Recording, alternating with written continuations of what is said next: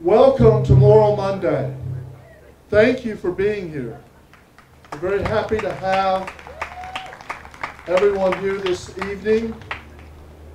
We'll hear from some great speakers. We've already heard some wonderful music. Thank you. We'd like to begin with prayer. Would you join me in prayer?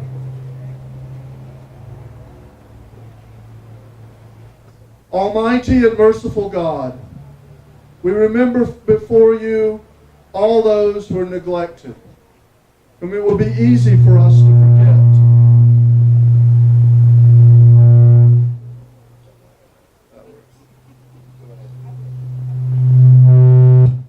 The homeless and the destitute, the old and the sick, and all who have none to care for them. Help us to heal those who are broken in body or spirit, and to turn their sorrow into joy. Look with pity, O Heavenly Father, upon the people in this land who live with injustice, terror, disease, and death as their constant companions. Have mercy upon us. Help us to eliminate our cruelty to these our neighbors. Strengthen those who spend their lives establishing equal protection of the law and equal opportunities for all. And grant that every one of us may enjoy a fair portion of the riches of this land. And grant, O God, that your holy and life-giving Spirit may so move every human heart that barriers which divide us may crumble, suspicions disappear, and hatred cease. That our divisions being healed, we may live in justice and peace. Amen.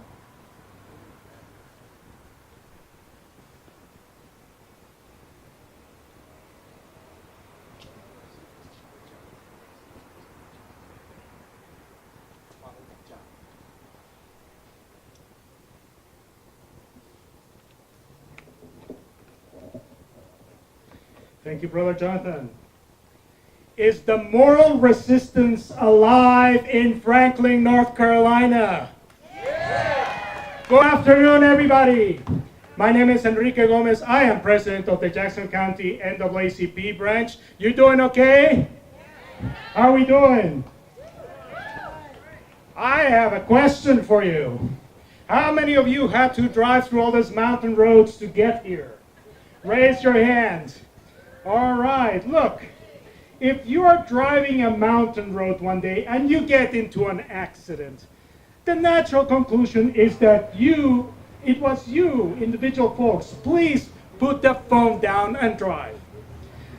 But if in the same stretch of road, in the same year, there are 30 accidents and nowhere else in the county you see the same numbers, a responsible person, a moral person stops blaming the accidents on the individual drivers and asks, is there something wrong with this road? We live in the time in which we live oppressed by distorted moral narratives perpetrated by extremists under the guise of religious piety.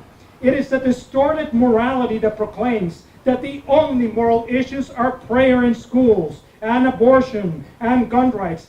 There are moral issues that are concerned with how our society treats the poor, those on the margin, the least of this, women, LGBTQ folks, workers, immigrants, the disabled, and the sick. We are oppressed by the words of religious leaders that have abandoned their moral compass for the sake of becoming court evangelicals. And we are the people of the mountains. People of all denominations and political parties, people of faith and people not of faith, people who believe in the moral arc of the universe. We are here to proclaim that there is a rooted moral analysis based on our deepest religious and constitutional values that demand justice for all. We need a moral revival. A revival is necessary to save the heart and the soul of our democracy and the lives of the men, women, and children of these mountains. There are moral issues. When the poverty rate in Jackson County has increased by 5% since 2008, is this a moral issue? Yes. Is it a moral issue? Yes. Someone say, it's a moral issue. When Jackson, Macon, and Clay counties are considered food deserts for lack of available nutritional choices, what is that? It's a moral issue. When 1 in 4 children in Macon County is hungry regularly, it is a moral issue. When 1 in 10 seniors in Swain County is hungry regularly, it is a moral issue. When nobody in WNC, Western North Carolina, can work 40 hours a week at minimum wage and afford a 2-bedroom apartment, it is a moral issue. When unemployment is low and yet real wages have decreased everywhere, it is a moral issue. When in North Carolina we have cut back on per pupil spending by 15% since 2008, it is a moral issue. And when in just 4 American families own as much wealth as 40% of the entire population, it is a moral issue. When in Western North Carolina there is 17 opioid overdose deaths per 100,000 people, it is a moral issue. And when in North Carolina today 4 people died because of overdoses, it is a moral issue. And this is what we're going to do today. We are going to be talking about issues that are persistent, that are not being addressed sufficiently enough. We are going to be hearing from John DeVille, history teacher from Franklin High School. Where's John? He'll be back. He'll be back. Okay. We are going to be hearing from Caleb McCoy II, talking about the opioid crisis. We are going to be talking with Roberta Baulis, a former OB nurse at Angel Medical Center here in Franklin. And we are going to be hearing from the Reverend Dr. T. Anthony Spearman about what we can do about this. One favor, there should be these cards right here. These are pledge cards. This is how we know that you're pledging that you are going to vote during early voting and also in November. And when is the election? November 6th. Thank you. So this is going to be sort of a reminder. We will be keeping up with you so that make sure that you're doing and to encourage your neighbors to vote. We will be collecting this before the end of the rally today. I want to thank everybody here for coming in and spending some time with us. So without further ado, I would like to introduce, we have our very own chair, NAACP Chair of Communications. We have Dan Cole. Dan. Hello. Wow. Okay. So I'm used to teaching, so yes. Okay. Thank you, everybody, for coming. I'm counting almost 80 people, and we're all spread out, so it doesn't look like a lot, but that's a pretty good room full of people. And yes, this is so needed, that what's going on. How many people know somebody who's affected by a lack of a good wage in this county, in this area? How many people know somebody who's struggling to pay the bills? Some of us are struggling to pay the bills. How many of us know somebody who has struggled to find good housing that doesn't have mold and is affordable? Anybody struggling? Do you know somebody who's struggling with housing? Yes. Does anybody know anybody who has struggled with opioids or other addictions? Has that affected anybody you know? Yes. Do you know anybody who has been affected by the shutdown of the labor and delivery and other services here in Macon County?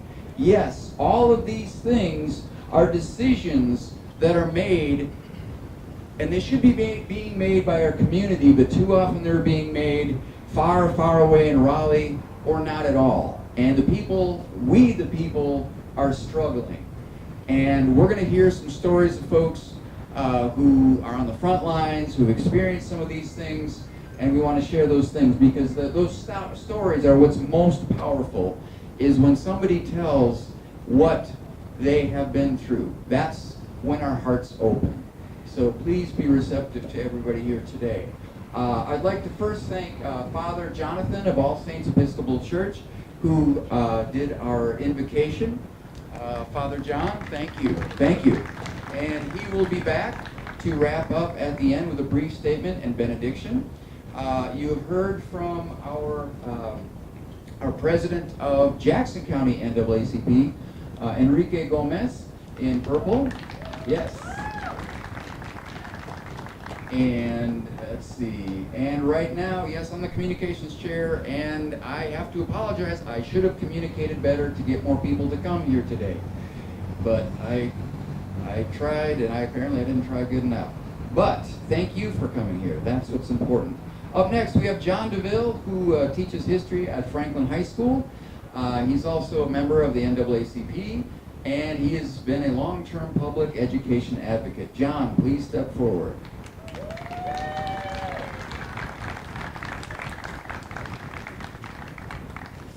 How do you tell a social studies nerd teacher? He brings a podium in his car. You want me to set up the mic? No, sure. All right.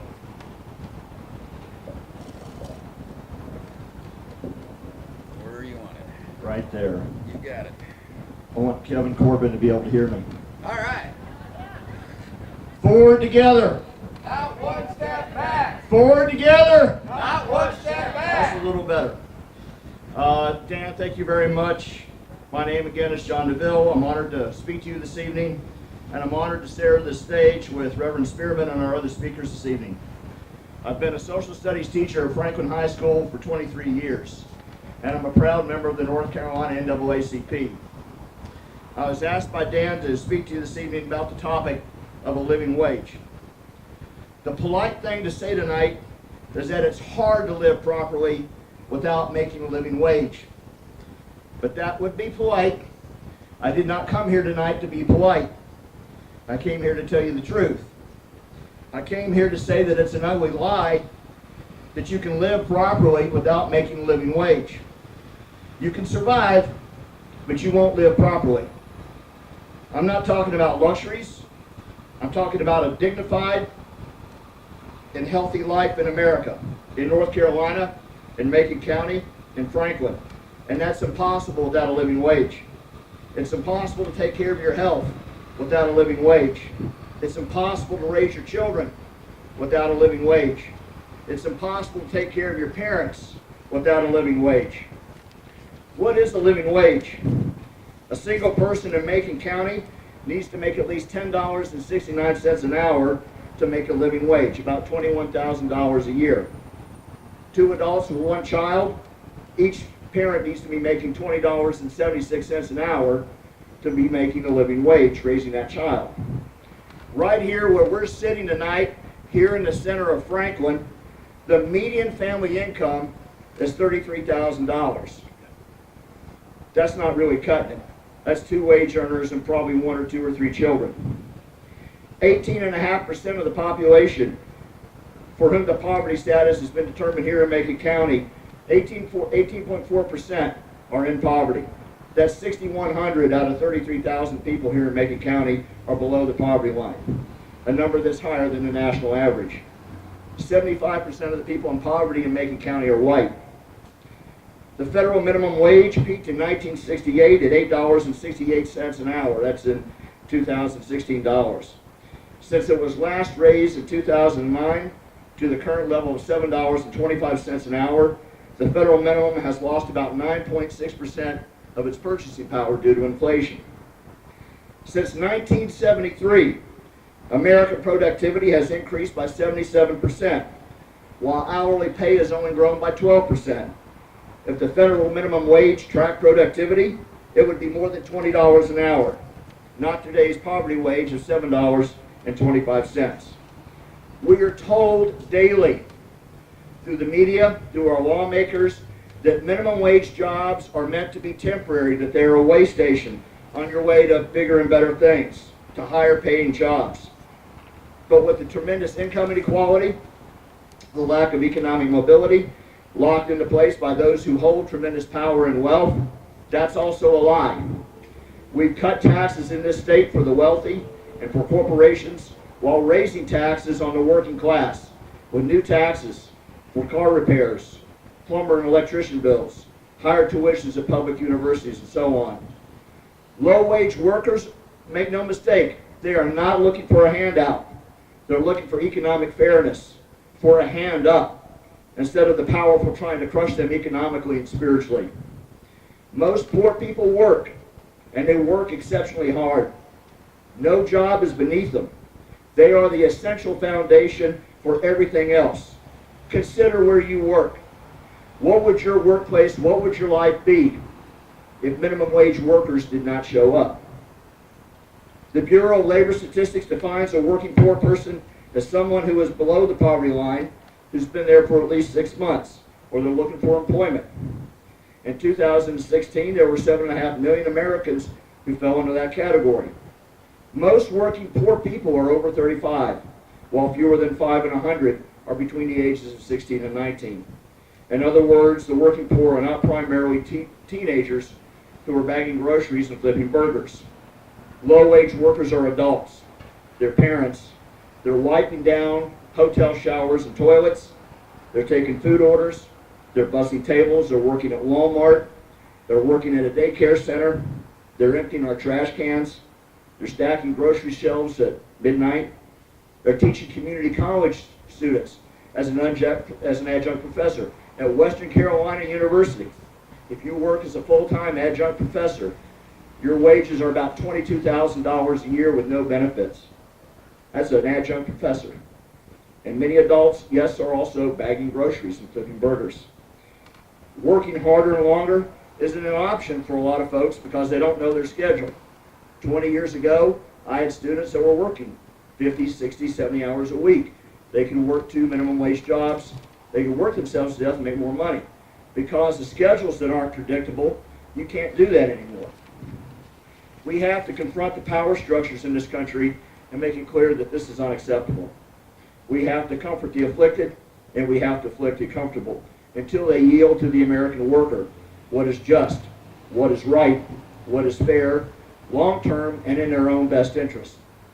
It is not only in their interest as a group that they might want to avoid being afflicted, but in a consumer-driven economy, if consumers have no money, they can't consume.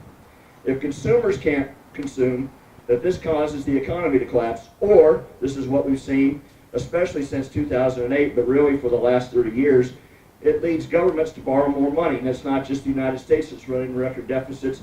All developed countries right now are running record deficits. We're leaving huge debts to our children and our grandchildren. That's not prudent. That's not conservative. It's insane and it's immoral. Senator Mitch McConnell and Paul Ryan, Speaker Paul Ryan, promised us last year a $4,000 raise with last year's tax cut for the super wealthy. Please raise your hand if you got a $4,000 raise. Most of you probably didn't get even 10% of that. Consider this illustration from the airline industry. Over 46,000, this is a mind-boggling set of numbers here. 46,000 airport workers and their families live below the poverty line. They collectively absorb $1.2 billion in public benefits, including food stamps and Medicaid. In other words, the taxpayers are providing corporate welfare for the airlines. Fox News will say it's a handout to freeloaders, and they're right. Those freeloaders have a name. United, Delta, Southwest, JetBlue, American. You know their names. Airline industry profits have soared. They've gone from $10.5 billion in 2013 to, check this out, $38 billion last year. Annual executive salaries are ballooning to hundreds of times more than frontline worker wages while they've smashed unions. Where's the justice, the fairness, the morality? Trickle-down economics does not work. We proved it in the 1920s, the 1980s, the early 2000s, and we're proving it again right now. What does work is people being paid a living wage. When we lift up the dispossessed, all boats rise, and we all win. We win economically, we win morally, and we win spiritually. Forward together. Thank you very much.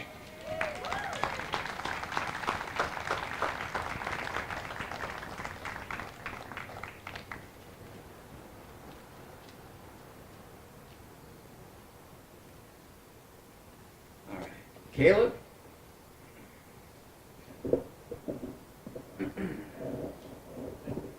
All right. Thank you, John, again. Thank you so much. Okay, up next we have Caleb McCoy II, who's a member of the Eastern Band of Cherokee, and he is in long-term recovery. He's going to tell us about what's going on, what's been going on, and where do we go from here. Thank you for opening up and sharing your story.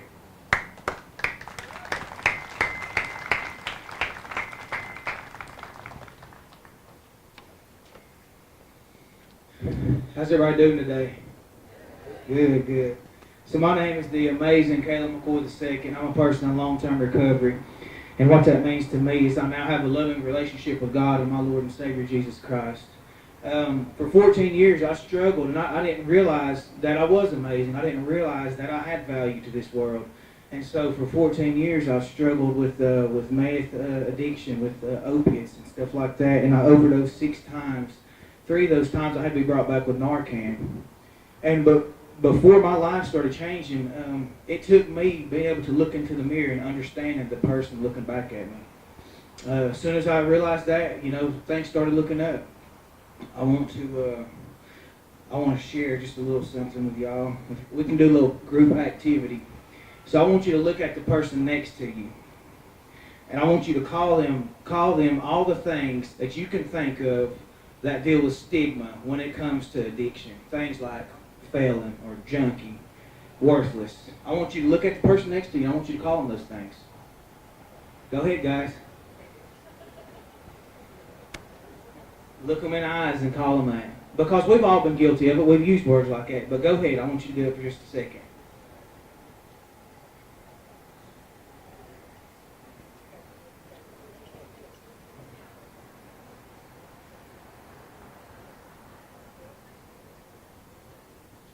Okay.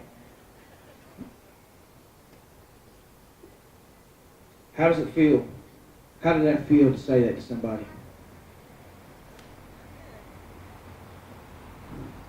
So for so long, that stops people from reaching out. Whenever we don't see people for people, we miss the mark to have a chance to transform somebody's life. I want you to look at that person again. I want you to call them the things that God calls us. Son, daughter, blessed and highly favored, more than a conqueror. I want you to look at that person. I want you to do the same thing. I want you to speak life into them. Tell them they're amazing.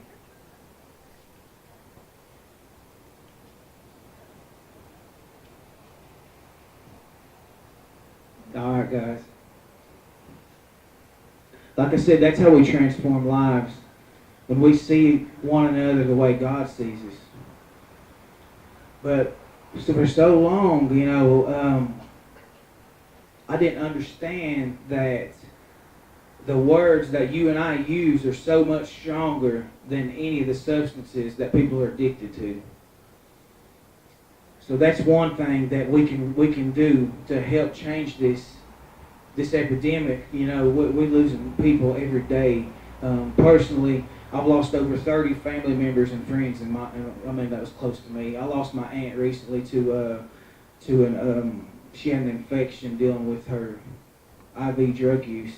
I've lost so many people, and the stigma keeps people from seeking help.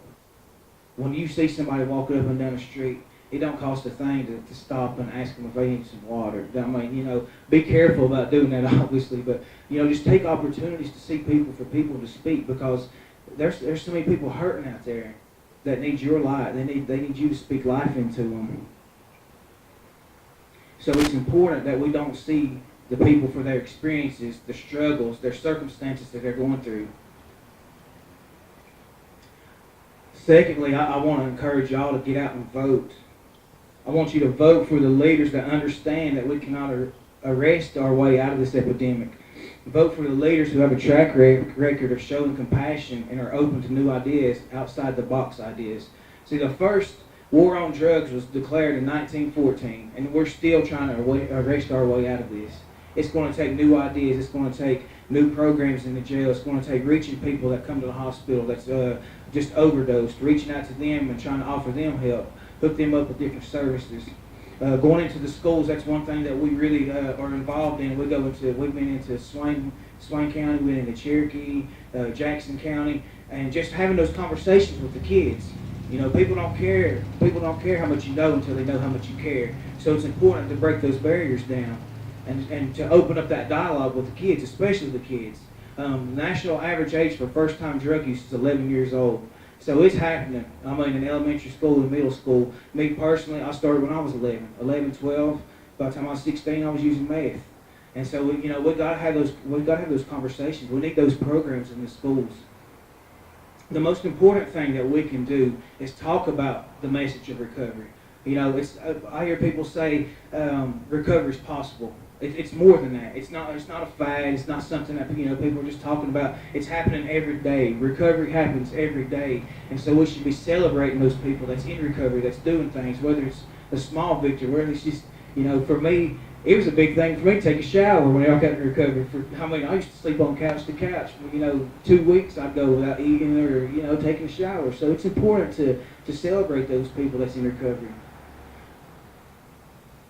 But we have to lock arms. Whatever it is that we do, we just need to set aside our differences, and we have to lock arms and just keep spreading that message. Like I said, get in there, get out, and elect the leaders that's going to make a change. All right. Thank y'all. God bless.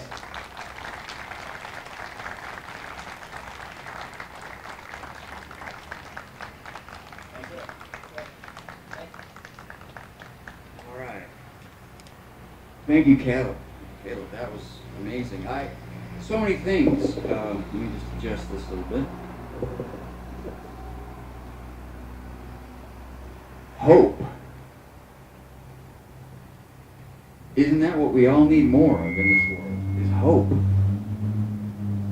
And celebrating our humanity, what we all have in common. And I'm going to segue a little bit, but I'm going to talk a little bit too about health care.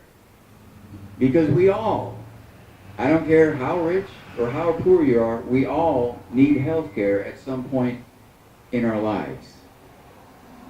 And that needs to be fully funded. It needs to be at the local level. We need recovery services at the local level, in the jails, in the prisons, in the community, wherever that is. Mental health issues. I think that goes hand in glove sometimes with some of these other issues. That needs to be fully funded so people can get the help that they need. I played music with an incredibly talented musician. I mean, I've played with a lot of musicians before. This guy was phenomenal. But the stuff he's dealing with from childhood and his ongoing family situations and different issues, he's just not living in the real world. And he ends up in jail. He's not a bad guy. He's a great guy.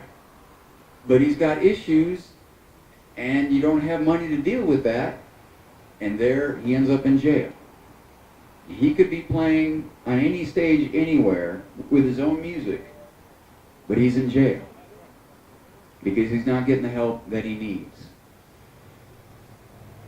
And when I think, Caleb, you also mentioned talking about our politicians. Our representatives need to represent us and not just those who give lots of money to their campaigns. And so when we look at the priorities, that was one of the focal points going into today of what are the concrete issues and concrete steps we can let our candidates know this month.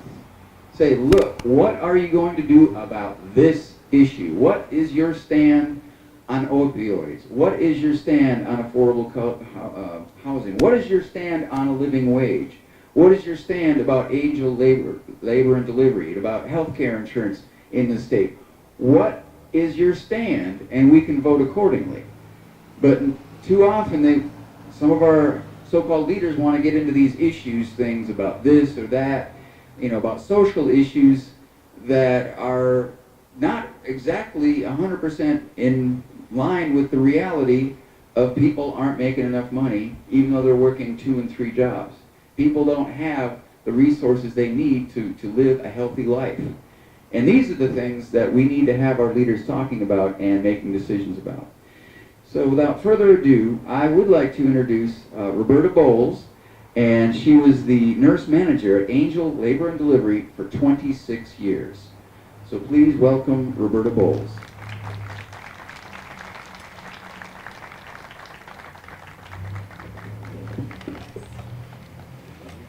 Where do you want it? That's fine. All right. Don't be afraid of it. All right. It's hard to follow this group of people that have spoken before me. I'm not much of a public speaker, so I'll do the best I can. But it has been over a year since the labor and delivery unit has closed. It closed a year ago, July 14th. I'll never forget that day. The 45 nurses that I worked with, many of them for that 26 years, have all been displaced but are now working elsewhere. We all drive anywhere from 1 to 3 hours to work every day when we work. The patients that have been displaced are also traveling that number of hours.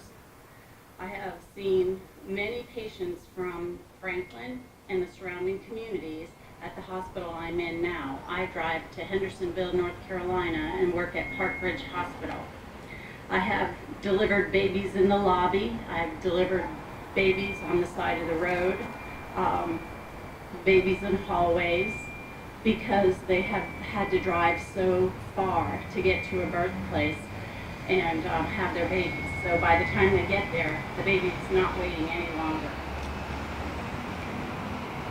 The hospital in Park Ridge, before the hospitals in Transylvania, Spruce Pine, and Franklin, before they closed, the birth rate at Park Ridge was less than 500 a year. We are now up to 700 or more a year. So people are coming from the surrounding communities because there are no other options, especially in Franklin, Hayesville, Bryson City, any of the hospitals. Silva is getting a large portion of the... Gotta get you close. Okay, all right. Silva is getting a large portion of the deliveries from Franklin, but there's still a lot of people who choose to go elsewhere. I recently witnessed the birth of my own daughter. She lives in Asheville, North Carolina, and we were driving to Greenville, South Carolina for her to have her baby, and we had a frantic road trip to Greenville because she was in active labor, and we thought we were going to have to deliver her baby in the car. Over the past year, I again witnessed that our government, our leaders, like everyone has been talking about, has put the welfare and the health of women and children at the lowest priority. The voices of women are not heard in our country. We need leaders to make the health care of all our citizens, but especially women and children, a priority. I see a lot of faces in this audience that was helpful in trying to fight the closure of the labor and delivery unit, and I want to take this opportunity to thank you. We didn't succeed, but I haven't given up. I want to thank Bob Scott because he has been a voice, a loud voice, in asking the questions and trying to get the health care for women and children to stay in our own community. We need more of those kind of leaders. As a nurse for over 40 years, I have seen health care improvements in the care of women and children. The viability now of a fetus born preterm is 23 weeks. When I started nursing, it was like 27 to 30. So that is the milestones that we have made in the care of neonates in our neonatal intensive care units. But even with that said, women are dying every year in childbirth. Last year alone, over 900 women died giving birth. That is the largest of any developed country.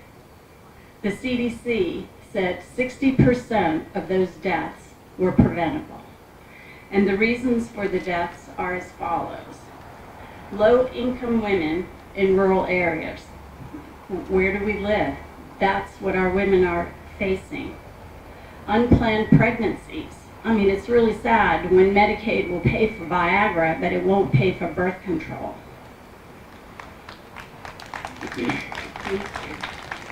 Chronic health conditions that women don't seek treatment for. They don't have insurance, they don't have money, or they have to travel with small children just to get to a hospital that can take care of these conditions. Increase in C-section rates. The C-section rate in America is now 33%. That is the highest of any developed country. Other countries, that is 3 times more than most developed countries. Fragmented healthcare systems. We all know what that's like. We've experienced it firsthand. The United States federal and state funding for women and children's health is only 6% of the total budget. So you can see how much that would pay for. And medical students who are completing their residencies, some of them never spend a day in a labor and delivery unit. So those are the reasons CDC claims are the reasons for the accelerating maternal mortality. And we also have infant mortality. We had finally gotten that rate down as low as we thought we could, and it's back up where I started. It is access to health care. It is the lack of money and resources for women to get to hospitals, to get the care they need for these conditions.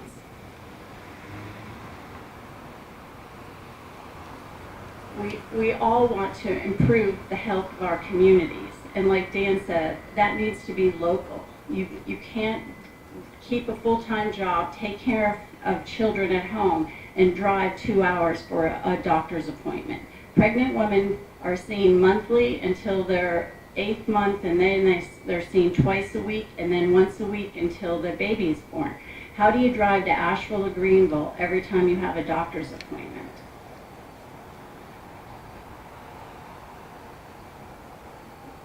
We need to have our voices heard, and that's through voting. So I hope that all of you will vote for health care and help us get our local health back in our own community.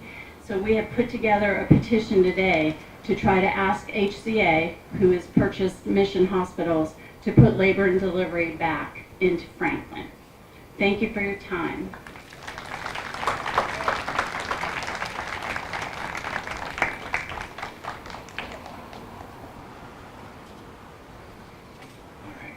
Thank you so much. You have a deep knowledge and of not only the issues, but the people who have come through labor and delivery over the years. And we've got somebody who's just experienced a real hardship, and I'm so amazingly grateful that you're willing to share. Please, right into the mic, nice and loud. Thank you. Hi, my name is Brooke, and I recently found myself in the position where I needed emergency care here in Franklin. Recently, my family and I found out that we were expecting. We were overjoyed, and I had the foreknowledge to know that I needed to establish myself with a doctor in Asheville to ensure that we could have someone we knew at the delivery. But I also went ahead and established myself with Missions Women's Care in Franklin. Unfortunately, on the morning of September 22nd, which was a Saturday, I found myself at home experiencing a miscarriage that had significant blood loss. I drove myself to the emergency room, made plans for my 5-year-old to be cared for, but what was most surprising in all of this is that no OB could be called on the weekend. There was no one there who knew how to care for me. So what unfolded was one of the scariest days of my life. I lay bleeding in a hospital and repeatedly got blood tests just to see how far my hemoglobin had dropped. I never really had a doctor that told me things were going to be okay or what was happening with me. There were a lot of phone calls being made outside of my room. One very poignant thing I think that's important for us all to know is during that 4-hour time span, I couldn't speak to a doctor or anything but someone found the time to come in and collect my $594 copay, which I think was just showed a huge lack of situational awareness and compassion. So at the 4-hour mark, I found myself being loaded into an ambulance, and I went lights and sirens to an ER in Asheville. That is extremely nauseating going backwards over the mountain at such a speed. When I found myself in Asheville, they didn't know I was coming. I was parked in a hallway, and I got to vomit into a waste receptacle in front of everyone. I met a new ER doctor who didn't appear to have any rationale or information about who I was or why I'd come there. So, mind you, I was a very exhausted and tired and nauseous woman who had lost a lot of blood just trying to advocate for myself and keep it together. So I had a new ER doctor, a new nurse, and a new Asheville doctor I hadn't met. So thankfully he was from the practice I had established myself with. So we got to discuss having a DNC surgery, and I met 2 more nurses, an anesthesiologist, and a nurse anesthetist. And I can't help but wonder if I had been addressed at home, and if so many hours hadn't elapsed, how my care would have been different, and if I would have made any decisions differently.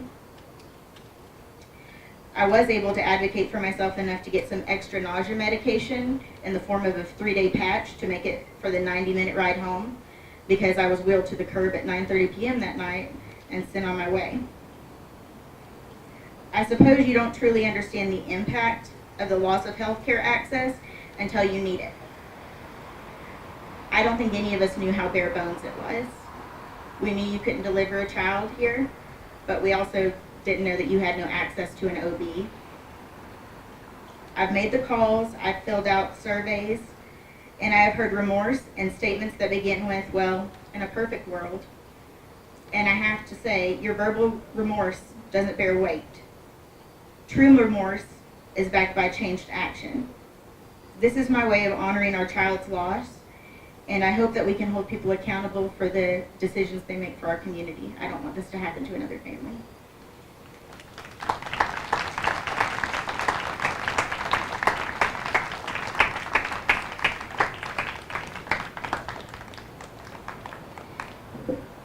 Thank you, Brooke. That was...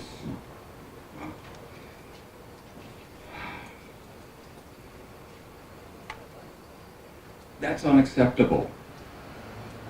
This is the wealthiest nation in the world. This is not a healthcare system. That's a crime.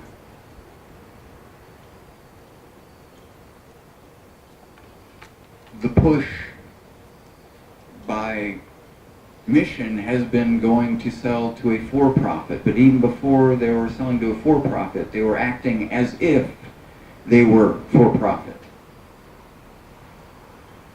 This was our community hospital that people here paid to keep open in the 70s.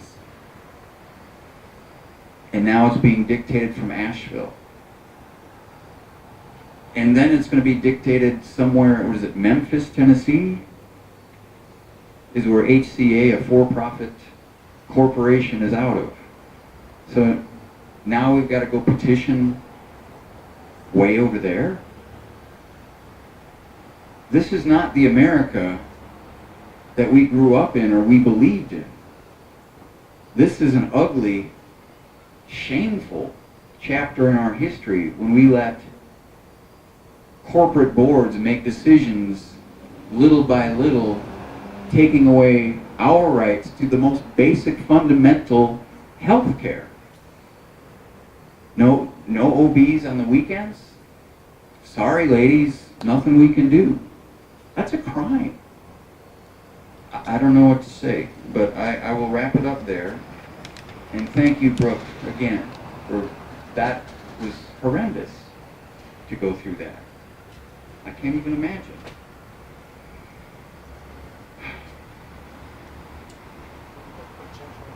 Sure, what are we doing?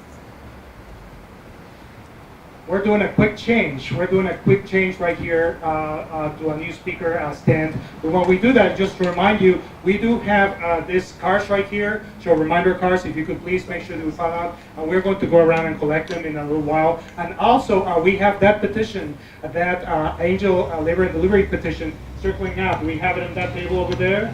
We have that table over there. We'll have a quick change, and then we'll pick it right up.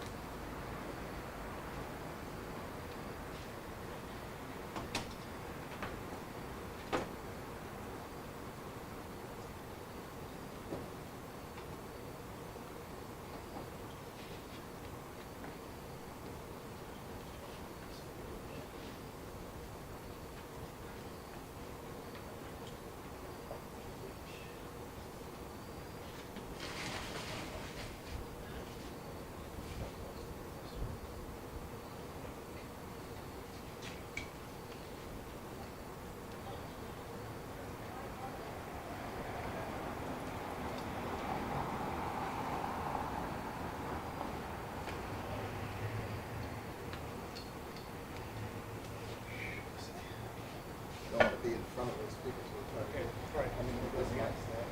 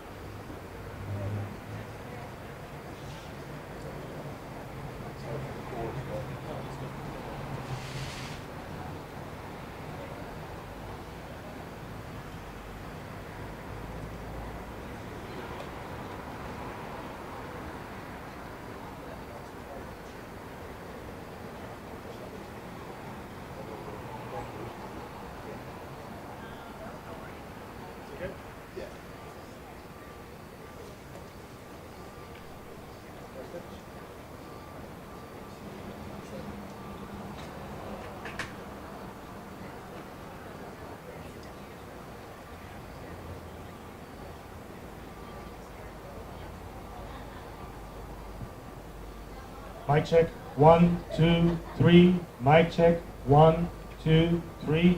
We good? Okay. You can hear me clap once. If you can hear me clap twice. If you can hear me clap 3 times. Thank you so much, and thank you, Jill, for setting that up.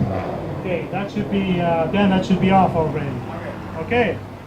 It is my honor to introduce to you the president of the North Carolina NAACP State Conference of Branches, the Reverend Dr. T. Anthony Spearman. Reverend Dr. Spearman is an ordained minister in the African Methodist Episcopal Zion Church denomination and has been a pastor of St. Philip's AME Zion Church in Greensboro, North Carolina since 2014. Reverend Dr. Spearman has worked in correctional institutions, hospitals, colleges, and community-based programs as a substance abuse counselor. The Reverend Dr. T. Anthony Spearman has a bachelor's degree from Mercy College, a Master of Divinity from Hood Theological Seminary, and a Doctor of Ministry from the United Theological Seminary in Dayton, Ohio. So Reverend Dr. Spearman has been a servant leader of the NAACP in North Carolina, in the historic Thousands on John Street movement, and the Moral Monday movement now going 5 years on. He has been a plaintiff in 3 lawsuits challenging policies in the state government. And in 2016, Spearman played an important role in the voter suppression litigation that resulted in a great public outcry about the voter ID and other legislation that would suppress in minority and poor white communities, the vote in minority and poor white communities. The Richmond Court of Appeals overturned this legislation because of this lawsuit. And Reverend Dr. Spearman lost his nephew just a few days ago. Reverend Spearman feels strongly that there were profound inequities in the healthcare system which his nephew was a victim to, and I am deeply appreciate that he would join us today in this time of mourning. I want to give him my deepest condolences. Reverend Spearman, please give him a hand.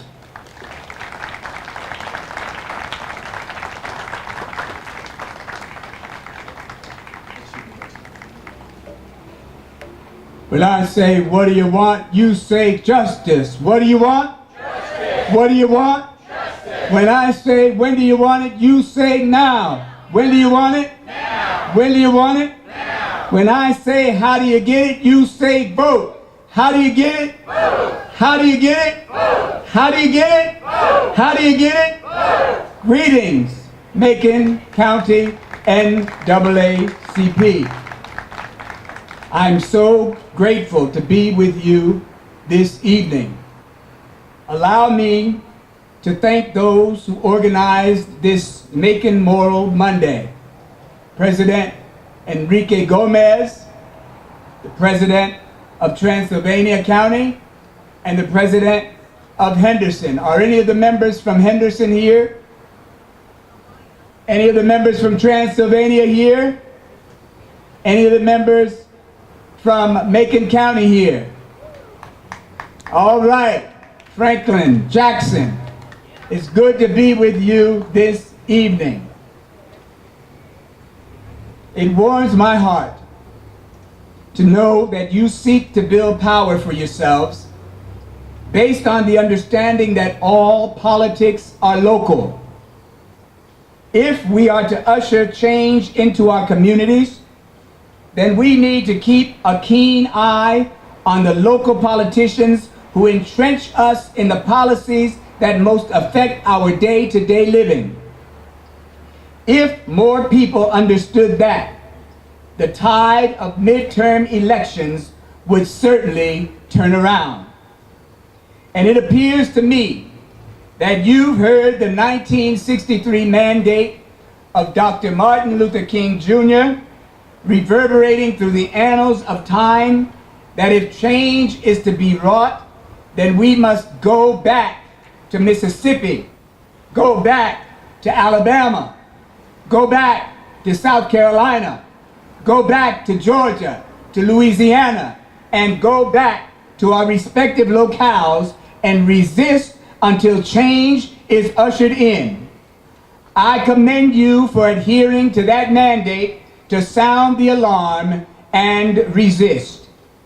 Resistance should be understood as an undermining, a subverting of cultural norms that have a tendency to perpetuate injustice and fear. And I'm glad to be a part of that resistance tonight, especially when I ponder over some of the persistent structural barriers to equality that wrestle against the NAACP's goal to support pro-labor, anti-poverty policies that ensure economic sustainability and those that work against our efforts to protect and expand voting rights, women's rights, LGBTQ rights, immigrant rights, and the fundamental principle of equal protection under the law. I don't mind if you give that a round of applause. But tonight, as Enrique said, I am personally gripped by the structural barrier that prevents health care for all by ensuring access to the Affordable Care Act and Medicaid expansion. That inhumane structural barrier claimed the life of my 44-year-old nephew last week, and the family is engulfed in grief. Contrary to popular belief, it was not God's will that he should die. It was man's greed, it was man's insensitivity, and it was man's inhumanity to man. I mean, if we are going to become true opponents of oppression in a land where rather than fighting poverty, the wealthy fight the poor, in a land where a powerful and continuing nationalism and disdain for human rights blocks the way for Medicaid expansion, in a land where the military and rampant sexism reigns supreme, in a land where an obsession with national security is up in your face common and corporate power is so protected that you wonder whether the 13th, 14th, and 15th Amendments were ever really ratified at all. When you live in that kind of land, you'll need to resist in power and get out the vote. In a place where the little people are robbed of the honest wages of their toil, robbed of the substance of their citizenship by murder and intimidation, outraged by enemies and deserted by friends, you'll need to resist in power and get out the vote. Between jobs, with no insurance, my nephew Goldie could not purchase his blood pressure medications for nearly 2 months, and his kidneys and heart failed him. All I can say is woe to those who make unjust laws and issue oppressive decrees. Woe to those who call evil good and good they call evil. And woe to those who put darkness for light and light for darkness. Your day is coming, and I hope it comes real soon. And I want you to know tonight that through an absentee ballot, I have already cast my vote. Yet in the midst of my grief, I had to be here with you tonight to help you shine a light on the atrocities in your community. Atrocities like the opioid crisis. You are at the epicenter, affecting primarily poor rural whites in the region. And I want you to know tonight that I've had to work on myself with this one because of the racial dichotomies that often creep in. I have witnessed firsthand the marginalization of blacks and other minorities when it comes to substance abuse and even the language used to describe those in the throes of it. Thank you, Caleb, for your witness tonight. We are known to throw out epithets like dope fiend, crackhead, and dope addict when referring to those with less resources, but dignified terms when referring to those with more resources, like paraprofessionals and white-collar workers. All of my life, I have watched folk living through so-called opioid crises before it was called an opioid crisis. If the truth be told, drugs, prescription or otherwise, do not discriminate and I must refrain from discriminating too. That is, when I know full well how things are in this world. If we are to move forward together, whether we're people of faith, people of no faith, people of color,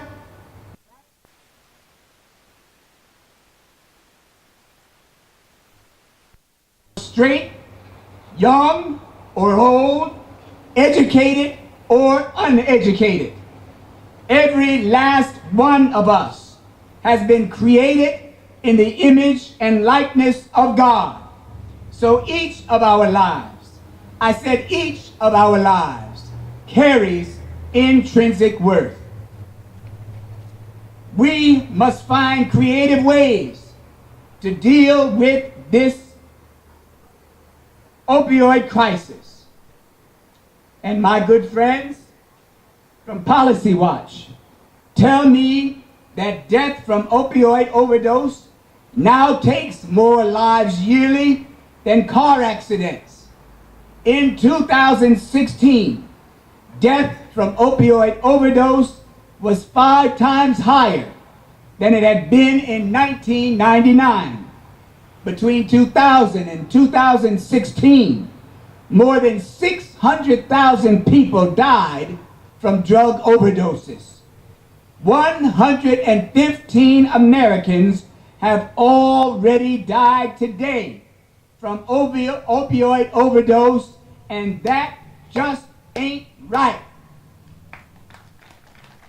We must continue to shine a light and sound the alarm. You, right here in Franklin, can also bear witness to the long-reaching tentacles created by the refusal to expand Medicaid and ensure health care access for all. Does anybody care that this is a life and death situation? You have seen firsthand how it points to man's inhumanity to man and the moral turpitude of our state. Watching the trends of privatization corrupt the system and corrode the quality of life is signal enough. Residents of the recently demolished Pungo District Hospital in Delhaven, North Carolina could certainly attest to that. And you, right here in Franklin, saw it last year with the Mission Health Hospital Network. Who could have realized that when Mission began closing down facilities in 2015, that it would lead to the creation of so many disparities? First, the unit at Transylvania Regional Hospital in Brevard, servicing 33,000 residents. Then in July of 2017, when the not-for-profit Angel Mission Center announced that it would discontinue labor and delivery services for pregnant women affecting 40,000 residents, positioning itself to be sold to a for-profit entity.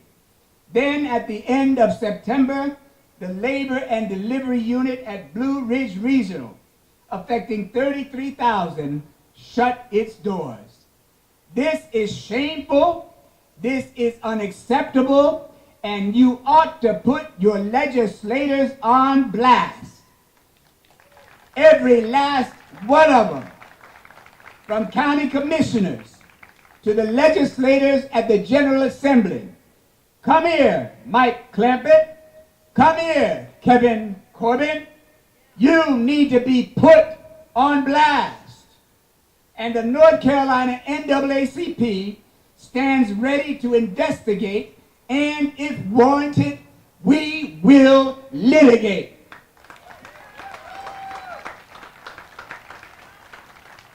There have been major challenges this community has had to endure as a result of those closings.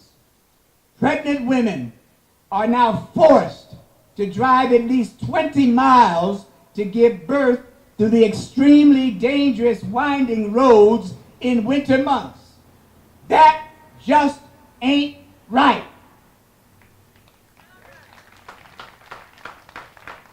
These winding mountain peaks are high and treacherous, especially in the winter months.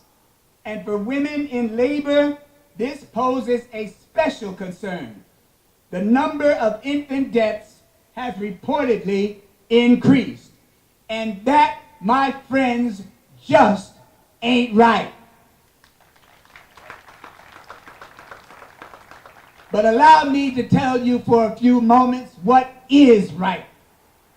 It's right to pay people a living wage and dignify their lives.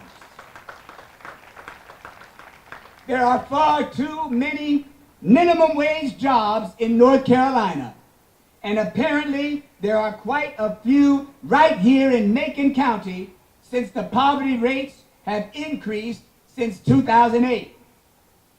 I'm here to tell you that $7.25 won't keep a dog alive. I said $7.25 won't keep a dog alive. I know. I have 2 of them at home in Greensboro myself. And $7.25 won't keep them, and their little poodles won't keep them alive. We must resist in power and demand that the minimum wage be raised to at least $15 an hour.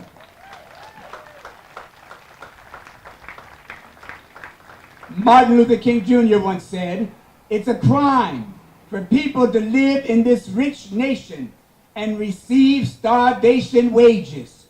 Since 1995, I've been advocating for living wages. Back then, we were determined to support those who were attempting to break free from the system of wage slavery that had governed their lives. Wage slavery is when you make more debt than you do profit. When you are forced to work more hours to make ends meet. When the quantity of hours you work exceed the quality care you can provide your family, and when the money you make cannot help you afford affordable housing. That is wage slavery. By standing with those folk, we, the clergy, helped to elevate that labor protest to one with more prayer than picket signs, one with morals and not just murals. We began building a coalition for workers' rights and eventually won a union because we knew that all labor has dignity. I repeat, all labor has dignity. And that, I tell you, is right. So please go out and tell somebody that God's got something for the labor hater as well as the labor baiter. And let me tell you one last thing that is right. It is right for you to get out to vote. And it's more right that you mobilize others to get out to vote. And it is even more right that you vote against the 6 constitutional amendments that will be on your ballot. They are vague, they are dishonest, and they are unconstitutional. All of them. That's why every former governor of the state of North Carolina, Democrat and Republican, are urging people to vote against those amendments. Early voting starts in 2 days, and it is 22 days until Election Day. Now is the time for all good people to come to the aid of democracy. Do I have any good people in this audience today? Can I convince you to repeat after me? Now is the time for all good people to come to the aid of democracy. One more time. Now is the time for all good people to come to the aid of democracy. Now is the time for all good people to come to the aid of democracy, resist in power, and vote. As long as there is a hint of segregation, we must resist in power and vote. As long as there is mass incarceration, we must resist in power and vote. As long as there are unequal schools, we must resist in power and vote. As long as there are people living in poverty, we must resist in power and vote. As long as there are women whose rights are being denied, we must resist in power and vote. As long as there are dishonest wages, we must resist in power and vote. As long as there is substandard housing, we must resist in power and vote. And as long as the United States has the world's most expensive health care system and refuses to expand Medicaid and United Health Care for all, we must resist in power and vote. Can you say that with me? We must resist in power and vote. We must resist. As long as injustice anywhere is a threat to justice everywhere, we must resist in power and vote. Now more than ever before, the NAACP must be so strong in numbers and so effective in method that no one, no mayor of any city, no governor of any state, no congressman of any party, no president of the United States, and no foreign ambassador will dare to commit any indignity against poor people or people of color without realizing that the NAACP will challenge them on the platform, in the press, in the courts, in the streets, and at the ballot box. It is the will of God that we resist and counteract corruption, not at sometimes or in some ways, but at all times and in all things always. We have to resist in power and vote. I'll say it one more time. Make no mistake about it. This election is all about power, and we can shift our relationships of power when we resist in power and vote. When I say, what do you want? You say justice. What do you want? Justice. What do you want? Justice. When I say, when do you want it? You say now. When do you want it? Now. When do you want it? Now. When I say, how do you get it? You say vote. How do you get it? Vote. How do you get it? Vote. How do you get it? Vote. Let that be the message that comes out of your mouth and rolls from your tongue until November 6th at 7:30 p.m. How do you get it? Vote. How do you get it? Vote. Get out the vote.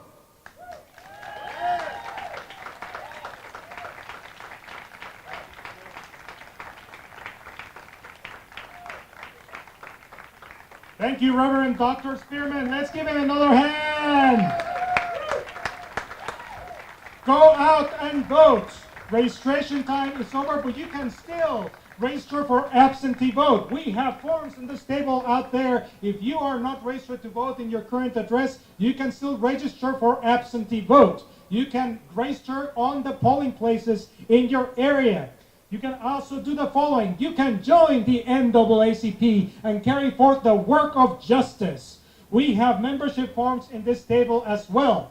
If you have those pledge cards that we passed around, okay, we are collecting them for today. Please bring those so that we can remind you to vote. Also this Saturday, October 20th, at Liberty Baptist Church in Silva, we have a regular membership meeting of the NAACP branch of Jackson County. We have a special program on the closing of Angel Labor and Delivery 1 year on, and what the effects are in our region and across the country of the closing of these rural centers as well. I want to thank Roberta and Brooke and Caleb and John and Reverend Spearman for coming to us and sharing their testimony today. Please give them another hand. It is disheartening to learn about the loss of life, especially among the very young and the infants among us. I have known young men my age who have died, gunned down for doing the work of justice and equality, much as I'm doing today. It is my burden, just as it is of all of us activists, to speak to those who have been silenced through violence. But we can still carry them in our heart. In Matthew chapter 18, Jesus talks to his disciples and says, "Whoever welcomes one such child in my name welcomes me, and if any of you put a stumbling block before one of these little ones who believe in me, it would be better for you if a great millstone were fastened around your neck and you be drowned in the depth of the ocean." All of these issues are millstones around our necks, and we cannot ignore them. We are guilty of the greatest moral failures if we let people, even infants and children, to die from poverty in the richest nation ever to exist. Blaming the poor and claiming that the United States does not have an abundance of resources to overcome poverty are false narratives used to perpetuate economic exploitation, exclusion, and deep inequality, and future generations will not forgive us if they have to walk over the graves of mothers and their infants in the gravesites in these mountains forevermore. We carry our dead. We speak for our dead. And our dead become resurrected in our hearts when we speak truth to power, when we march, when we pray, when we demand, when we sing, when we work for justice. Even our dead little ones are with us, and we are bringing our dead and the spirits with our hearts at the ballot bags. So fellow countrywomen who have died for us, who have access for us in the ballot book, they paid for this right with our blood. And we must vote this, remember, and we must get our numbers up and share our work with us. Our votes matter, and that's why they're trying to silence them. I call on you to vote and get your neighbors to vote, and to keep pressure on our elected officials even after the election through our work with the NAACP. And I'd like to thank you very much for coming, and I want to invite Father Jonathan again to close us with a benediction. Thank you so much.